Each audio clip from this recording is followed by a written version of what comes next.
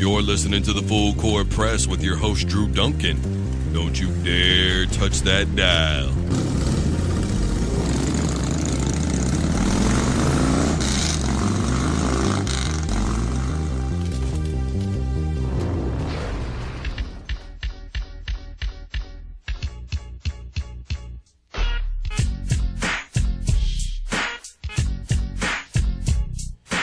Hello, everybody. Welcome to the Full Court Press. I'm your host, Drew Duncan. We're live from the K-Sun Studios in Wichita, Kansas. I'm on Facebook, Twitter, Instagram, all at Drew Duncan 83.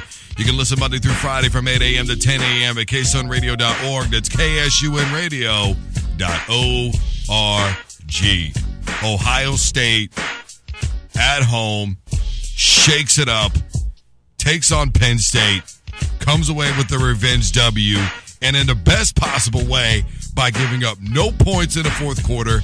Coming back, by the way, JT Barrett, in case you missed that stat, 16 out of 16 the rest of the way down. 3 touchdown passes after Penn State dominates the better part of that football game. First play, the kickoff, was Saquon Barkley going for a touchdown. To me, he's still a Heisman Trophy candidate. I really believe that. I know that his team did not win, and it's a little unfair that it's predicated upon wins and losses a lot of times, but we've seen a switch, I think, enough over the last couple of years. RG3, Lamar Jackson getting the Heisman Trophy, and their teams not being championship football teams. So I think that and I get it, it's the quarterback position, so it's probably a little bit different. It's looked at in a different way. You're probably giving a little bit more respect to those guys at their position, because I think a lot of times, you went and you looked and you saw the way that those guys affected their football team, and you went, well, if they had this or that, then they would be a far better football team. You could probably say the same thing about Saquon Barkley after last night. Ohio State, and look, I predicted that this was a possibility. I still believe that Penn State can't compete with Alabama. I don't think there's any question. The difference is, will they be given the chance to? Look, technically, there's still a lot of football left to be played, guys. The first, we're only in week 8. The first college football playoff is coming out mañana.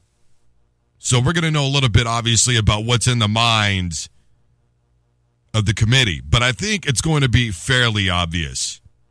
Obviously, you're going to have Georgia and Alabama, who look like right now they are clearly on a crash course to the SEC championship, which most of us probably could have seen that coming 2 or 3 weeks ago. The SEC East is a very weak division. The SEC West, though it is stronger, Alabama, it doesn't look like anybody's going to be able to contest them, not even Auburn in the Iron Bowl game. So let's just get that out of the way. This is what I said would probably be the first year for 2 teams out of a conference to be able to get into a college football playoff. I really believe that this is a possibility. Matter of fact, I think it's an inevitability. I know that Notre Dame has looked very impressive with huge marginal victories. We talked about it a little bit on Friday on the program. That win over Michigan State 38-18 was probably the one that stood out most in my mind. You only lose to Georgia by a point, a play here, a play there. Things could have gone very differently for that football team in that game. But woulda, coulda, shoulda, right? This is not a woulda, coulda, shoulda situation for any team right now. But in the case of Notre Dame, I guess we could, say those things. But are they a championship caliber football team? Brian Kelly, number one, I've never really seen him outside of the time they played Alabama in the BCS championship game in a really important bowl game, because when he was out of Cincinnati, he ducked out of there when he had that undefeated football team, didn't want to play against the Florida Gators, takes his job at Notre Dame, and goes riding off into what his little sunset was. Maybe that's the problem I have with Notre Dame, is I just don't like their football coach. I never have. Look, I don't want to say never. When he was at Cincinnati, loved him. The way that he ducked out of that football team, couldn't stand it. Kelly was on the hot seat this year. He knew that. The Georgia game was a big game for them. I think a lot of us thought afterwards, well, Notre Dame's probably not going to be that good this year. They've got a fairly tough schedule, actually, this season, and I'm still not a big fan. of their schedule going forward, and I'm still not a fan of Notre Dame making it out. I know that they had yet another impressive victory over North Carolina State. North Carolina State, I think, is one of the better quarterbacks in all of college football in Finley. I get that. I think they probably are better than Miami, but I think Miami has a better defense. And Coach Rick, used to coaching in the SEC, again, I have always said, Mark Richt wins games that he shouldn't, and he loses games that he shouldn't. And I think Notre Dame will be a case in point when Miami is able to come away with a tight victory. I'm not a big fan of Miami's quarterback. Rozier is a good quarterback. He's obviously good enough to be in Division I football, but I don't think he's an NFL guy. You know, maybe as a backup or something like that. But that would be the best that I would see Rozier right now if you were to ask me where he'd be in the NFL. So Notre Dame, Miami, obviously that'll be the next game that I think we're all looking forward to, and especially for Notre Dame football. That Miami's an undefeated football team, but where would they be at in the rankings? Just because you're undefeated, I don't think that automatically drops you into a 3 spot. Because I think clearly number 1 and number 2 are going to be Alabama and Georgia. You would be surprised, but I really think that Ohio State would probably be that 3rd team. And I would not be surprised if they put in Clemson as that 4th team and then Miami at number 5. I would not be surprised to see it going that way at all. Reason being, number 1, I still love Clemson's defense. I think the committee will too. Number 2, even though their quarterback is a little inexperienced and proven to be kind of injury prone through the season, they are the defending national champions. They are in a superior conference right now, I think, in the ACC. I think the ACC and the SEC this year are probably the 2 best conferences in college football.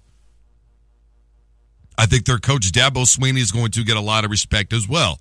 And the fact is that Clemson has already beaten Alabama, and the time that they lost competed with them, and had it not been for that call at the end of the first half, the first championship game that they played in, Clemson would have won that football game, and I maintain that.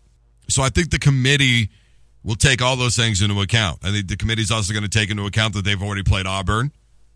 I think the committee is going to take into account the loss to Syracuse was not a bad loss. And the way that they will probably look at it is, well, their main guy, their quarterback, got hurt in that football game. I think they're going to look at Eric Dungy's passer rating.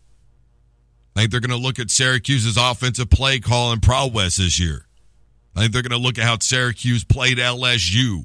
I think they're going to look at how Syracuse is in one of the tougher divisions in all of college football, conferences, I should say, in the ACC.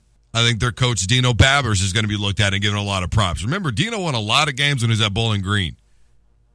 Had a top 10 offense every single year that he was there. Did a lot with that program. So I think those things will be considered as well. I think that Clemson is the 4. I don't know that Notre Dame is at 3 or 4 right now. I would say that Notre Dame is probably a 6. I mean, just keeping it real. And I think it's at a 6 because even though they've played Michigan State, Georgia already, North Carolina State, not a lot of people really anticipated North Carolina State being a good football team. And that's myself included. Obviously, now we know about their quarterback, Finley, hell of a football player, unable to compete with the Notre Dame defense. But, you know, he's getting to that point. It was a decent game to watch, obviously, early on. But later, Notre Dame was able to just kind of slowly pull away. Where do you see the committee voting? I mean, look, I look at pretty much the top 6 football teams when it comes to the college football playoff. Now, look, there's a lot of one-loss football teams, and I said on Friday that one of my fears going into this weekend was that if Penn State lost, then I feel like a one-loss team there's going to be 2 one-loss teams coming out of the Big Ten. But I don't think that Wisconsin, and I've already discussed this, is a championship caliber football team. They can run the football. They've got a very solid defense. But we've already seen that with Michigan State, like I pointed out last week, and Alabama was able to come away with a pretty easy victory in the college football game. And you know, Michigan State, if I remember correctly, was undefeated, 1 loss that year. They beat Iowa right in the Big Ten championship game. So the way that I look at it, the way that I view it is, I think the committee is going to be taking a lot of these things into account. I think there's going to be 2 teams that, lo and behold, will not be in the top 5, even though they are undefeated, or in the top 4. because I think that the committee will look and see Miami and Wisconsin as very, very beatable football teams. It's taken some really special plays for Miami to win football games this year. Do I think they beat Notre Dame? Yes. But do I think they could compete with Clemson? No. I really don't. I don't believe that for a moment. I don't think Notre Dame is a championship caliber football team. Nobody's going to come out of the Pac-12. That's not going to happen. Who do I think your Final Four will be? I think your Final Four would be the teams that I just mentioned. Because as long as Georgia only loses one game or Alabama only loses one game and it's in the SEC title game, those two teams are not going to get thrown out of a college football playoff. It would be Georgia and Alabama, and then it would be a debate basically between a one-loss Clemson team, a one-loss Ohio State team, right? A one-loss Notre Dame or whoever else. But Notre Dame's not going to make it out. It's just not going to happen. TCU, Oklahoma, I know that you could state cases for those teams, but Oklahoma's win over Ohio State is not going to be enough to be a saving grace for them because of the way that they played against Iowa State, Baylor, Texas. All three of those games, Oklahoma had 14-point leads, double digits at least. And in all three of them, those football teams came back. Now, obviously, they end up beating Texas. They end up beating Baylor, but by very small margins. Baylor's a football team that has lost to Division II schools this year. They anticipated this game all year long, especially Baker Mayfield, Coach Riley, who obviously was the OC last year in that football game when they got manhandled by Ohio State. It was a revenge game. You could almost say the same thing about Iowa State or Ohio State and Penn State. It was a revenge game.